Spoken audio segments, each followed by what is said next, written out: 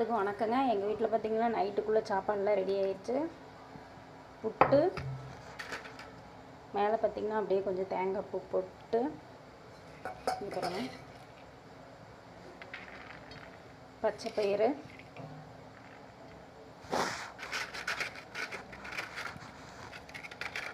ரெண்டு பப்படம், 2 பழம்,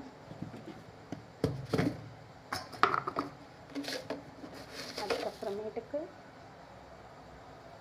கொஞ்சோண்டு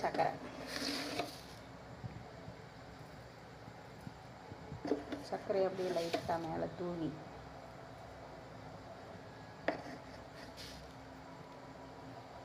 சாப்பிட்டா செம டேஸ்ட்டாக இருக்கும். என்றைக்கு பார்த்திங்கன்னா எங்கள் வீட்டில் எவ்வளோதான் சாப்பாடு. புட்டு மாவு பிணையிறது தாங்க ரொம்ப கஷ்டம். கட்டி உழுகாமல் பிணையணும். இந்த மாதிரி உதிரி உதிரியாக வரணும். அப்போ தான் புட்டு டேஸ்ட்டாக இருக்கும். சும்மா துளியூண்டு தண்ணி ஊற்றி கொஞ்சோண்டு உப்பு போட்டு நல்லா இந்த மாதிரி கட்டி உழுகாமல் முடிஞ்ச வரைக்கும் கட்டி உழுகக்கூடாது புட்டில்.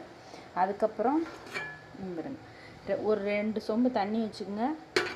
இது மேலே ஒரு இட்லி தட்டு போட்டு இட்லியை வைக்கிற மாதிரி இந்த புட்டு குடம் இருக்கிறவங்க புட்டு குடத்தில் வச்சுக்கோங்க. குடம் இல்லை என்கிட்ட, அதனால் நான் இப்படி எவிக்கிறேன். இங்கே பாருங்கள், அப்படியே தூவி விட்டிங்கன்னா முடிஞ்ச வரைக்கும் உள்ள சிந்தாமல் அந்த துணி அளவுக்கு தொட்டு விட்டு அப்படியே எடுத்து அப்படி கொட்டிடுங்க.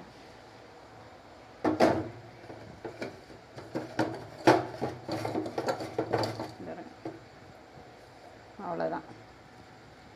எடுத்து இப்படி கொட்டிட்டு அப்படியே லைட்டாக இப்படி பரப்பி விட்ருங்க.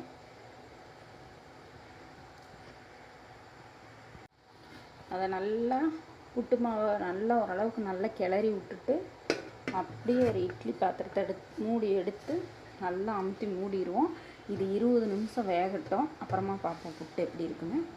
பக்கத்தில் இந்த புட்டுக்கு தொட்டுக்கிறதுக்கு பச்சை பயிறு 2-3 தாட்டி கழுவிட்டு உப்பு போட்டு வேக வச்சுருக்கேன். இது 2 வேகட்டும். வேக வச்சு 20 நிமிஷம் ஆயிடுச்சு.